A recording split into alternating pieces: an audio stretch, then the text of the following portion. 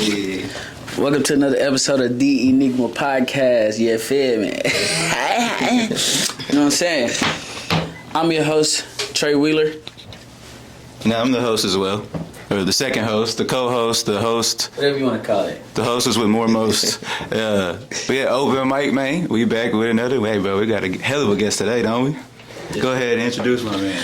Today, for y'all, as you can see in the title, we got the Fort Worth legend, comedian, extravaganta, you know what I mean? Hoodster, your baby mama, baby daddy. You know what I'm saying? D. Nuskimeech in the motherfucking building. What's going on, man? What's going on? Shit. How you feeling, my brother? I'm blessed today, man. I'm blessed. I'm real blessed today, man. Woke up to see another day. My birthday will be on Wednesday, so I'll be 27. Happy early birthday, man. Appreciate it. More life, for real. Yeah. I wonder if I said this bitch like that, what's gonna go? Nah. You don't think so? Anyways, but that's what's up, folks. So when we was outside and you was talking about you got something later on. What's that? So can you tell the people? Yeah. Are you allowed to speak? It's really just us, really. I can speak on that. I can speak on that. So a dude hit me up this morning talking about he needed somebody to come out for a shootout. Well, it's a short film out in Plano. And I was like, well, I don't know if I can come out because I got something I got to do today. But he was like, man, it's at 5, you know, just come out. I need you to come. And I was like, okay, cool, I'll be there. So I got something to do. 5 o'clock, Plano. So you doing some acting shit? Or is it more on some behind the scenes? No, it's acting. Most definitely acting. I mean, ain't no wrong with behind the scenes. That's that gritty work. That's where you learn a lot, for real. Most definitely acting. So be on the lookout for that. Hell yeah. On some Tubi shit or what? Tubi shit for sure. Tubi popping off though, for real. Yeah, it's popping right now. It's actually doing. It's a platform for like people to like make some shit. You know what I'm saying? It's a platform to like get it on because you can't just have them big bitches because independent filmmakers ain't gonna be able to do shit. Yeah. So having like obviously like YouTube and all this shit, but like Tubi, that whole being like its own streaming platform. Yeah. Even though some of the things on there is crazy, don't get me wrong. There'd be like bitches dying with a hatchet and then shit. Like on some Power Rangers acting shit. Yeah, and they don't even get hit by that. So it's like, Tubi, they got some work to do, but Tubi is a real good platform for anybody, you know, that's starting off, you know. You want to be on Netflix, you're going to have to put in some work on that one. Yeah. So, but Tubi, I give them their props, man. So what was your first gig that you had? My very first gig was in 2018 with JF Bailey. Shout out to Mr. Bailey. Round of applause to him. It was actually a film called Love and Drugs. I played a kid named Corey. I'm grown as hell, and everybody wants me to play these little kid roles. It's because you still got that baby face. Got that baby face. So with him, I played the kid role. My experience with that was it was amazing. I loved it. It was actually filmed out in Tyler, Texas. So, you know, like I said, it was a great experience. What led to that? Like, hold on, let me ask this question. Did that lead, like, that little early part of the acting and getting into that lead to the, you know, you doing your own skits type of thing? I guess, what would you call it? They don't even call skits anymore because they're a little bit shorter on the reels and stuff like that? I mean, the people still call them skits, you know. Everybody put a hashtag skits, you know. So, I mean, that's what I say really what led to it. I mean, really looking up to like Funny Mike and Corey Pritchett, you know, those are major YouTubers, and that's somebody else, people I do want to be like. Right. So it's just like I'm trying to put in my full effort into, you know, making my videos and my lifestyle and things like that. So was that a thing that you chased? Like so you did the little first, because I've done like little extra roles too. Yeah. But like you have to like, it's like such a grind. You got to stay doing auditions, stay in that little grind. Yeah. Were you doing that, or you did it and seen it, and then you're like, let me do it my own shit, take the talents into my own hands and do it on the Facebook and the YouTubes and shit? Really, what really got me doing that was when I had started, I had seen a lot of people, they're having managers, you know. It's not like, they're just going out there, they just getting it. Right. That's how I thought it was. They just going out there, they getting it. Yeah. But it's about falling off the trees. Yeah. But it's about who you know and about what you know. Yeah. So they got their managers, and then, you know, these YouTubers, they're signing contracts. And then you got these Instagrammers, they're buying fucking likes and shit, and I'm like, well, damn, like is this damn easy? Right. So you know, I haven't yet bought any followers or any likes like that, but I ain't gonna lie, I thought about that shit. Nah, I'm not gonna lie, I thought about it. It's sometimes about the fucking image. You feel me? Like if and that's the crazy part about it. Like if they take you serious, off by clicking your page, that's why these fuck, you can't tell who the fuck verified for real no more. You feel me? So like, and sometimes it's for the image, but it worked though, cause I done seen people. I know people that's landing deals from this shit, from just having a fake ass. You feel? And I'm like, this is crazy, but like that's what it's for though. You feel me? That's what it's for. That's the world we live in these days. Even with this one dude, I got into it. I wouldn't say I got into it. I had a comedic altercation with this one buddy we was talking to on this. that dude. So I jumped on his page talking shit. about something that I saw.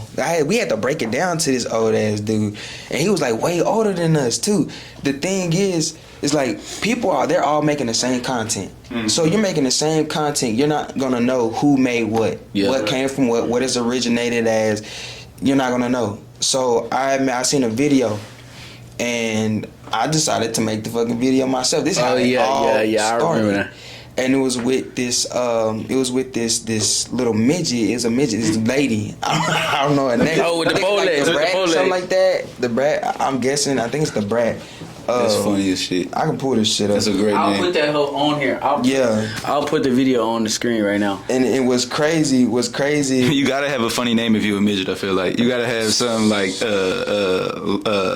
Big Tony or something. And you a little 3'7". You know what I'm saying? Like this nigga got pissed, bro. He got pissed. But this is how it all started. And the thing is, mine it made 6 million views, and his made 100,000 maybe. Right. Probably so did a little bit more. Yeah. And I'm like, bro, like you can't be like that was funny as fuck. That's a dude. That's a female. Oh, okay. I'm about to say, what the hell? Her name is like the Brad or something like that. Yeah, bro. So basically, he got mad because his shit didn't go viral, but it was his video. Yeah. Pretty much, that's what he got mad at him for. And so I jumped on the video. He posted it. I jumped on there talking shit. I'm like, bro, black people are trying to go against each other. Why you can't applaud them, nigga? Yeah, it's your video. That's cool, but your shit didn't go viral. At all. So clap for another nigga. Like, what's the big deal? Yeah. If anything, claim your shit, copyright your shit, and make that nigga pay you. You feel me? If anything, see? Yeah. And he could have been getting paid off of it, but I ain't even got paid off that shit, bro. Right. I got plenty of videos that hit millions of views. And that'd be the thing, too. Like, it'd be... Okay, so if you made it just trying to get the views, I can see having that point. But if you made it to be funny, like if I say a joke and then like, you know, like a street joke, for instance, like you have a street joke, like a dumb one, like whatever the case may be, like that could be told by everybody. I'm not gonna be like, hey bro, you didn't write that. You can't fucking say that joke. So it's kind of like that hoe is already in the world and you had did it. So it's like, and obviously it was for and so that's why he mad, because they didn't get as much views as he anticipated or whatever the fuck. So it make him feel some type of way. That's crazy, but that's just that's the game that we play, doing like this media shit and like trying to be entertainers and like, you know, you just see, you're like, damn, this is crazy. Like some people, I mean, it's just so quick to get diluted in yourself too. You're like, damn, bro, like, let me step back. Let me, like, am I being funny, or like, what is my purpose? You know what I'm saying? Getting it across. Some people are just making it because like, oh, I could just redo this and it's gonna make me, you know what I'm saying, or whatever the case may be.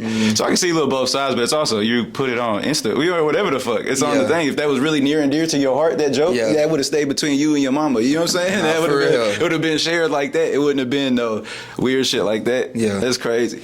Yeah, man, I don't take none of these people. I don't take them serious, bro. It's all comedic, bro. We all trying to be comedians. We all trying to make it. Yeah, exactly. And it's not even towards, like, I'm not even just that type of funny nigga. Yeah. Like, I'm an actor, bro. This is what I do. You know, I started at the age of 5, bro. And actually, I started as a fucking dog, as Toto in the Wizard of Oz, barking. And that's how all of this led. And my godmom, she had got me into it. So that's really something that, I really appreciate. I appreciate God putting that in my life, because without her, this wouldn't even been possible. So shout out to Miss Susan. I love you, girl. I love you, woman. Real talk, Miss Susan, the GOAT. You know what I'm saying? For real. So, I know you had a run-in with the law. So explain to us how you got here from that, because I believe as black men, we don't have, a lot of us don't have it. You feel me? And when I say it, I mean they don't have, like, they don't see life like we see life. Yeah. Like, and it comes from sometimes never getting out of your environment. Never escaping out of your environment. You feel me? Because Fort Worth is a fucking death trap. Hell yeah. And everybody don't see it that way. But the moment you step into a Florida or a Arizona or a Cali or you start to see other shit, your mind will switch. Until a lot of young fellas watching this that look up to you, give me that story and just give me the mind switch of it all. If that makes sense. All right, so I'm gonna start off with this. Keep God first in anything that you do. Keep Him first. Don't just. I mean, whoever you believe in, we all got different beliefs. Right. So me personally, I keep God first in everything that I do. Don't waste 5 minutes or something, or 5 seconds, 30 seconds of some of your life just for you to get 10 years in a place where you're not gonna be able to get any visits. You could end up getting killed. Anything could happen. Right. Like, don't risk your life, bro, for something that's gonna risk you 5, 10 to life years of your life, man. It's not worth it. But my situation, I got jammed up in a little situation, and come to find out, the niggas told them, and the niggas ratted me out. That's why I don't fool with niggas no more. Like, once I seen that paperwork, it was a wrap. I already knew. My big brother, he told me to stay solid. That's something that we do stand on. Yeah. Stand on that. Just to stay solid. And I stayed solid the whole time, but they ended up folding on me.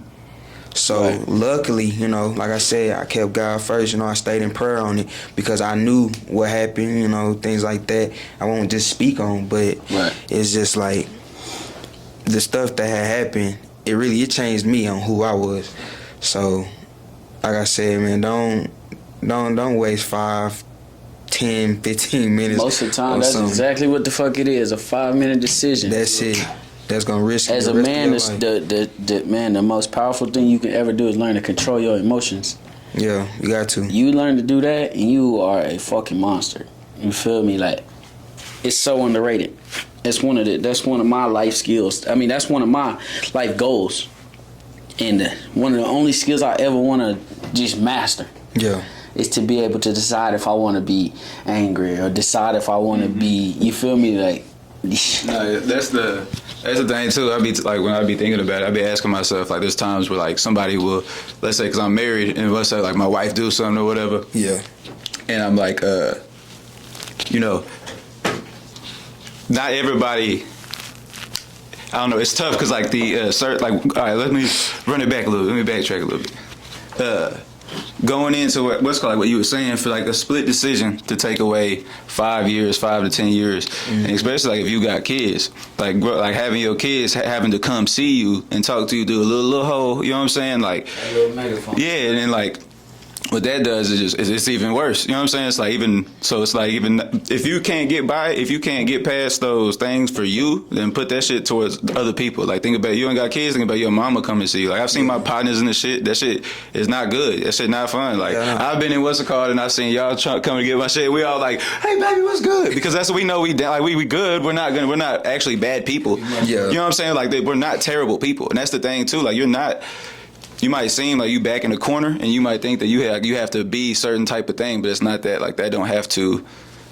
Like, just how you say, your environment doesn't have to. You're a product of your environment, but you are a product of your decisions as well. You gotta, like, you know what you're saying, like, be, and like, you too, like, having that proper decision making and having those tools, but not everybody has them tools, and that's what's tough. You know what I'm saying? It's like, so you can, like, see somebody be crash dummy, and then you're like, I can't understand it. But they might just not have the tools and the facility of their mind to tap into something like that. You know what I'm saying? But you know, hearing people, I think it's always like hearing people. You want to like, the more you talk about stuff like that, like your experiences and people, whoever been in anything like that, kids and other people are going to be like, oh, see, I don't need to ever go there. Like, it's already, the knowledge is being spread. Yeah. Sometimes you hard-headed because obviously we knew that we wasn't supposed to be doing bad shit, but we got to go for yourself to like be like, come on, dog. Like, there's certain things about it. And they spray you with chemical. They get you butt-ass naked, spray you with it's dehumanizing. Like, it's not even like worth any of the shit, the little 6 bands that you getting for doing whatever you're doing. You know what I mean? Like, it's not even worth it or even valuable in that sense, even malleable. Hell gonna be gone in 2 days because you gonna blow that bitch too. Man. You gonna do that shit, you gonna blow that money quick than a bitch. You gonna go to the casino, you gonna buy 2 ounces, you know what I'm saying? You gonna do all this shit, this is gonna run up, and then you're not gonna have it in 2 days. No. You just did some bad shit for what? You know what I'm saying? For what? I mean, while I was locked up, altercation had happened actually. It was a dude, it was one of my cellies, and the shit was so funny. It was so fucking funny, bro. And one of the dudes came up to me. He was like, "Hey," he said, "Bro, you need to get out your cell." I was like, "Why?" He said, "Because I'm finna beat that nigga ass, or I'm finna do something to him." And I'm like, "I bet, whatever, bro." You know, hold on, beat some ass or beat some ass? Whoa. Put them balls on him. Balls for real. Pause. Put them balls on him. Yeah, man, look, when you make a bet in there, bro, you gotta make sure you keep it, like for real. Yeah, so, yeah. Bro made a bet and he didn't keep it, and he went in there, put his paws on him, and bro was screaming for his life though. I ain't gonna count. Like no bullshit. The skin off his ass. The skin off of him. That make it worse a little bit. You start feeling bad for him. No, for real, man. It was jail is not a good experience, bro. It's not. No, definitely. So I wouldn't recommend nobody to go, and especially if you do not have a solid female. Bro, do not go. Yeah. Cause I'm telling you, the minute you go, man, say bad decisions is made. Yeah, for real. If you do that's not when got you a start. solid and then, female. Man, being inside that motherfucker, I only did a week, but I know for sure being inside that bitch and not being in the right headspace, man, is grounds for error. Nah, yeah, forever, bro. Real shit. Nah, for real. Your mind is everywhere. You fuck around, spaz on the wrong person, you get your ass whooped. It's gonna happen. You're gonna find somebody that's down to meet you halfway. You know what I'm saying? They gonna meet you halfway, and then they gonna do it too. Some people fold. A lot of people get by with just people folding, and you know what I mean, like not folding in the sense of like integrity, but like pressing them. And they're like, all right, bro, you got it. So they think that they the man or whatever. But I promise you will come across someone. You gonna come across somebody who gonna be somebody better than you. Yeah, way better. And that's when you get humbled a little bit. Some people don't think that exists, and I think it is a very like immature thing, like mindset. You know what I'm saying? Like I think about even like 5 years ago, I'm 20. The shit that the way I would portray, you don't do shit the way I would even like get pulled over and talk to cops. You know what I mean? There's certain things that I'm like, nah, bro. But you have to get humbled a little bit. And a lot of people don't get humbled, so like they think that's why like the stigma about white people. They're always like, I could do whatever. You know what I mean? Like, why are you pulling me over? My dad works for the sheriff's department. Because she ain't never had no trouble because of that reason. So now she get to just flex that card. But then when you finally actually go through some trouble, you're like, ah, damn, bro. All that other shit was really like dumb as fuck and just immature because you could just not think about it and then be over it. But you use certain things, man. But that's why I love getting older. At first, I hate you know what I'm saying. You think about it, you're like, damn. You hit quarter century, you're like, damn, hold on. Another 25, I'm gonna be 50. Okay, hold on. You know what I'm saying? I'm putting it in perspective. I be saying like, oh yeah, back in 14. Like saying shit like that is insane. Saying just a 2-digit number when you talk about a year, that's how you know you getting older. And I'm like, god damn. But it comes with a lot of knowledge and wisdom. Obviously, we do dumb shit as well. Don't get me wrong. I'm not the best person. But it leads us to making dope shit. I think that's why we create shit. Like, why we, like, you know, put yourself into a certain craft. Like doing, you know, comedy and putting that time in it and putting your 10,000 hours into something. Yeah. Which leads me to my next question. Will you ever, with the comedy, do you think you'll ever try stand-up? What we looking at, bro? Because stand-up is my shit. I love stand-up, fam. So I'm just, every time I meet a comedian, I'm like, stand-up? What we do? If it comes to that, if it ever was to come to that, yes.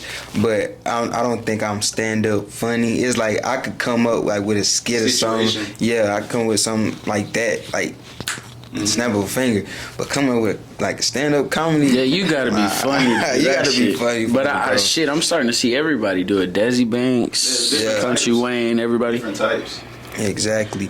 But I'm not gonna lie, man. The funniest experience I done had watching somebody like stand up is Kevin Hart, bro. There's no way around it. Yeah, that dude it's no way around it, bro. It's just not. That dude is legend. He'd go for a reason, for sure. For sure. Man, I almost pissed myself. Him and Michael Blackson, I almost pissed myself. He got a show out. Michael Blackson got a show out called The Blackson Show, I think. Oh my fucking god! The funniest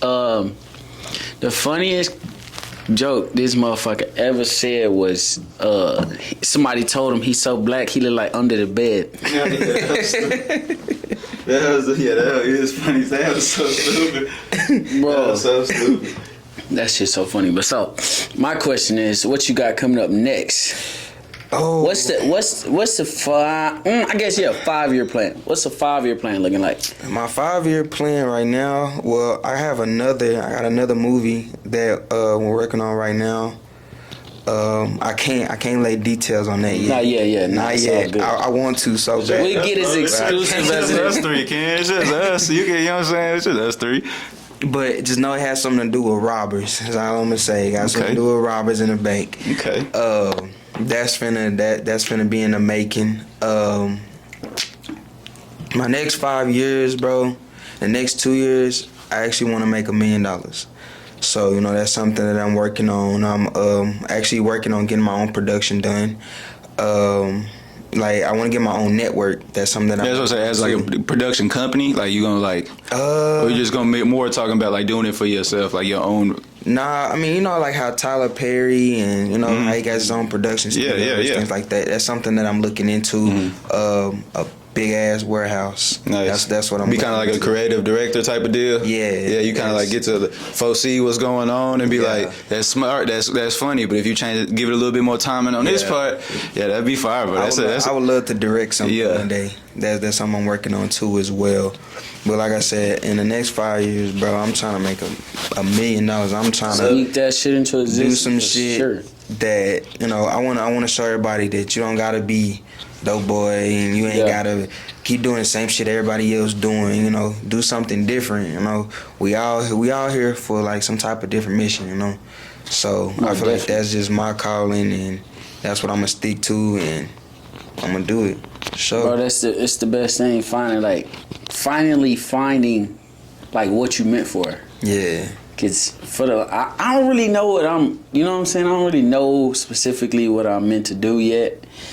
I feel like I'm close. I feel like I go on journeys. I go on extreme journeys because as y'all know, I'm moving to Arizona now. Yeah. God takes me. Yeah. That's I crazy. live in Arizona, but But yeah, like I go on. God take me on extreme journeys, bro. Like every time, like everything I've ever done, it's been extreme, bro. I get punished times 5. Like it's crazy. So I gotta tighten up. Like I got no choice but to tighten up. You feel me? So yeah, man. I just want to get to work because like I know this little journey that I'm about to go on is to separate me and elevate me. Yeah. So I can't really complain too much, and I'm ready for it to be honest. But yeah, we gotta tap in. We gotta do some more shit because I know you about to get into the YouTube side. So y'all go subscribe for sure. Nuskimeech. We'll have his tags, everything on the episode and everything. You know what I'm saying? Y'all, you got anything you want to tell the people before we close it out? Man, stay focused. Don't let nobody tell y'all can't do anything because I'm a 2-time convicted felon. And I'm making moves. It may be little right now, but after a while, it's gonna be worth it. It's gonna build up. It's gonna build up. To the puzzle. Pieces. That's it. So just stay motivated to what you're doing and keep God first. Yeah, man. Keep God first, and it's gonna happen. Shit. What another good episode, man. We always make it happen, fellas. I love it, man. We do what we gotta do, and we do it good. You understand? Oh, hold on. He got one more thing. Breaking news. Go get y'all Enigma, man. Go we get can't that, forget bro. that. Can't forget that. Go and then we got Trey. There's some shit coming. Some other shit coming too, right? I ain't gonna lie, I got some hot shit coming for y'all ass for real. Sir. I took it easy on y'all ass for the first go round. Now Step on that motherfucking gas pedal, what? Yeah, I'm finna go ahead and turn it up a notch. No brakes. You feel me? especially the podcast. We taking it serious. We going crazy with it. You know what I'm saying? Hey, it'll look. Hey, we gonna have a little rough patch, but guess what? We gonna smooth it out. You feel me? Because if you watched this two years ago, this shit, we in the same spot. As a matter of fact, we in the same spot right now from 2 years ago, and it don't look nothing like it did. Facts. We got angles. You feel me? So we ain't tripping. We got lights, angles, and action. You feel me? So we good. But that being said, thank y'all for tuning in to another episode of the Enigma Podcast. Yes, sir. Peace.